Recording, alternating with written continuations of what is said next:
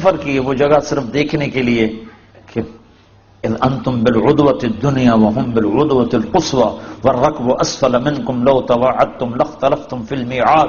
اس کو میں تفسیر سے نہیں سمجھ سکتا ہوں، میں موقع پہ جانا چاہتا ہوں اور پھر میں تو سمجھ نہیں سکتا، ہر شے بدل گئی ہے. میں نے ایک بدو ڈھونڈا، اللہ نے مجھے ملایا. میں نے کہا مجھے سمجھاؤ کہ یہ عدوۃ القصوى عدوۃ الدنیا والركب اسفل، تو بہت سی چیزیں ایسی ہیں بے شمار. کتاب تو اتنا سا دیتی ہے، اتنا سا سفر کرنا پڑتا ہے. تو میں نے سیرت کی کتاب میں یہ دلدوز دل خراش واقعہ پڑھا کہ میرے نبی 6 سال کی عمر کے تھے جب ماں نے جان دے دی. 25 سال کی عین بھرپور جوانی میں ابوا کے پہاڑوں میں جان دے دی. اور قافلہ کیا آتا؟ 3 افراد، ایک میرا نبی، ایک ام ایمن، ایک والدہ ماجدہ. یہ 3 افراد ہیں اور چوتھا آدم مرد کوئی نہیں ہے. تو میں وہ جگہ دیکھنا چاہتا تھا. تو سن 2000 میں عمرے سے فارغ ہو کر ایک عرب دوست سے میں نے کہا مجھے کوئی جیپ دو جو پہاڑوں کے اندر جا سکے. تو اس نے مجھے ایک ٹرک جیسی جیپ دے دی. میں ابوا پہنچا تو وہاں لوگوں سے بات کی، پاکستانی ملے، ان سے کہا بھائی کوئی ہمیں لے چلو ادھر قبر پر. تو انہوں نے کہا جی ادھر جو جاتا ہے اس کو پولیس پکڑ لیتی. تو ہم معذرت خواہ ہیں، ہم نہیں جا سکتے. تو میں بڑا مایوس ہوا تو واپسی کر لی. تو ایک پیٹرول پمپ پہ پھر میں نے گاڑی کھڑی کروا دی، روک. پھر کھڑے ہو گئے. پھر میں نے دعا مانگی، یا اللہ میں نے بڑا سفر کیا ہے، مجھے پہنچا دے وہاں تک. تو ایک گاڑی پیٹرول ڈلوانے آ کر پیٹرول پمپ پہ روکی. تو میں نے جیسے ڈوبتے کو تنکے کا سہارا، میں نے ایک ساتھی سے کہا اس سے بھلا پتہ کرو. تو وہ اس کے پاس جا کر کہتا ہے بھائی آپ کو حضرت آمنہ کی قبر معلوم ہے؟ کہا جی معلوم ہے. آپ ہمیں لے جا سکتے ہیں؟ کہا نہیں، ادھر پولیس پکڑتی ہے. آپ کہاں سے آئے ہیں؟ کہا جی ہم پاکستان سے آئے ہیں. اچھا تمہارا نام کیا ہے؟ کہا جی سلمان. یہ افضل. وہ میں گاڑی میں بیٹھا تھا، وہ اس کا کیا نام ہے؟ ابھی اللہ غیبی نظام چلا رہا ہے. کہنے لگا وہ اس کا نام طارق جمیل ہے. وہ کہا ایسے ہوا طارق جمیل، وہ جس کی کیسٹیں چلتی ہیں یہ وہ ہے؟ ہاں یہ وہی ہے. اچھا اس کی کیسٹ تو میں ابھی اپنی گاڑی میں سن رہا ہوں. کہا میں تمہیں لے چلتا ہوں. نے گاڑی وہاں لاک کی اور ہمارے ساتھ بیٹھ گیا. کوئی 5 کلومیٹر ہم سڑک پہ چلے، پھر اندر اترے اور 5 کلومیٹر اندر، 5-10 مجھے یاد نہیں ہے.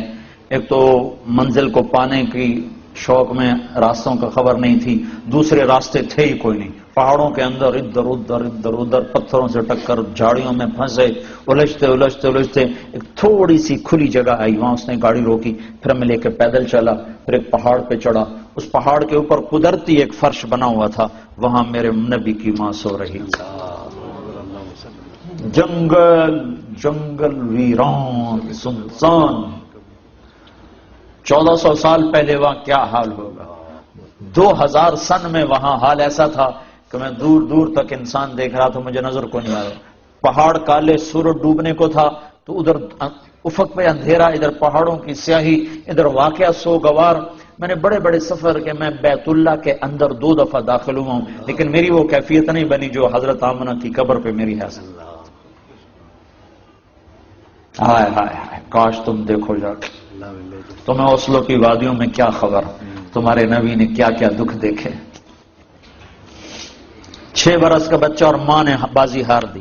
ہارٹ اٹیک ہوا، غالباً ہارٹ اٹیک ہوا، پتہ نہیں کیا ہوا، چونکہ اچانک موت تھی. تو ہارٹ اٹیک ہی سمجھ میں آتا ہے کہ بولا نہیں جا رہا تھا. مجھے ہوا اٹیک مارچ میں، مجھے معلوم ہے کہ وہ کیا کیفیت تھی.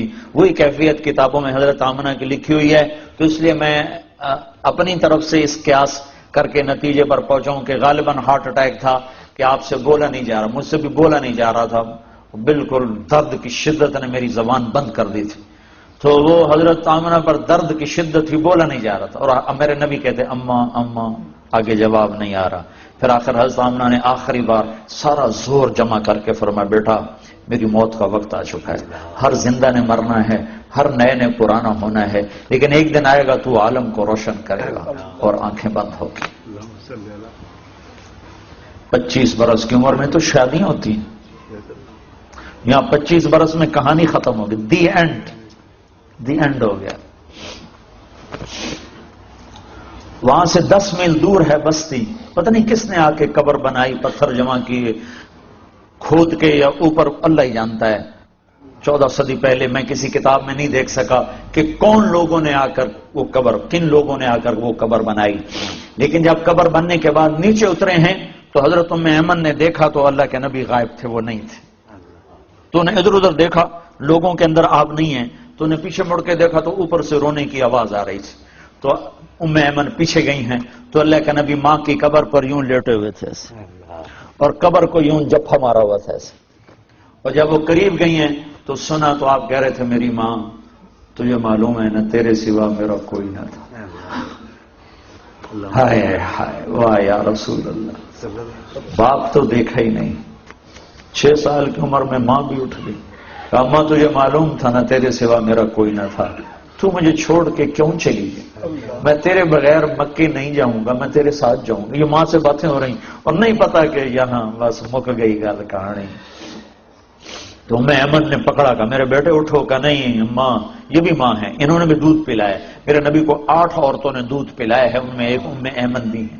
تو کہا نہیں اماں مجھے چھوڑ دو، میں اپنی ماں کے بغیر نہیں جاؤں گا. زبردستی کھینچا ہے اللہ کے نبی. ہائے ہائے. میں نے یہ قصہ ہزاروں دفعہ سنایا ہے، ہزاروں دفعہ، اور میں ہر دفعہ روتا ہوں. ورنہ آدمی 2-4 دفعہ سنا کے آنسو خشک ہو جاتے ہیں، لیکن میرے ہر دفعہ آنسو تازہ ہو جاتے ہیں کہ میں نے پڑھا نہیں، میں نے وہ جگہ دیکھی ہے، میں نے سفر کیا، میں اس کی وحشت سمجھتا ہوں کہ وہ کیا دکھ بھری گھاٹی تھی جو وہاں میرے نبی پر آئی. اور جب آپ نے حج کا سفر کیا کتنے سال گزر چکے؟ 56 سال گزر چکے ہیں. 56 سال کے بعد آپ نے حج کا سفر کیا ہے، تقریباً 57 سال. 63 سال کی عمر میں حج ہو رہا ہے، حج کے بعد انتقال ہو رہا ہے. 6 برس کی عمر تھی، 57 سال گزر چکے ہیں، اور آپ نے ابوا کے راستے سے مدینے سے مکے کا سفر کیا. اور جب ماں کی قبر کے پاس پہنچے تو خیمے لگنے تھے ابوا کے آگے جا کر وادی میں، شہر میں، لیکن آپ نے ابوا کی بجائے ماں کی قبر پر کہا ادھر ہی خیمے لگا دو. 60-70 ہزار کا مجمع تھا، اور سب کے خیمے لگا کر پھر آپ اپنی ماں کی قبر کے سرانے تشریف لائے، اور یوں بچوں کی طرح گھٹنے اٹھا کے ہاتھ یہاں رکھ کے اور سر گھٹنوں میں دے کے ایسے چھوٹے بچے کی طرح روئے، جیسے چھوٹا معصوم بچہ نہیں روتا، یوں گھٹنوں میں سر دے کے ہوں ہوں کر کے. آپ کے رونے کی آواز دور تک آ رہی تھی. اپنی ماں کا غم 57 سال کے بعد بھی تازہ ہے. وہ فریب خورد شاہی جو پلا ہو کر گسوں میں، اسے کیا خبر کہ کیا ہے رہو رسم شاہ بازی. جو حوصلوں میں پلا ہو اسے کیا خبر دین کیا ہے، ماں کیا ہے، باپ کیا ہے، محبت کیا ہے. تو میں آپ بھائیوں کے سامنے ہاتھ جوڑتا ہوں، توبہ کرو، اللہ کی طرف رجوع کرو. کتنے ہمارے ملک پہ فتنے آ رہے ہیں، کبھی حکمرانوں کے فتنے، کبھی آپس کے فتنے، کبھی آسمان کے فتنے. دروازے کھلے ہوئے ہیں، یہ توبہ ہی ایک حل ہے جس سے یہ دروازے بند ہو سکتے ہیں. اگر اللہ دروازے بند نہ کرے تو ہم نہیں بند کروا سکتے. اور وہ اس وقت اس کی پکڑ کے فیصلے واپس ہوتے ہیں جب لوگ توبہ کرتے ہیں اجتماعی طور پر.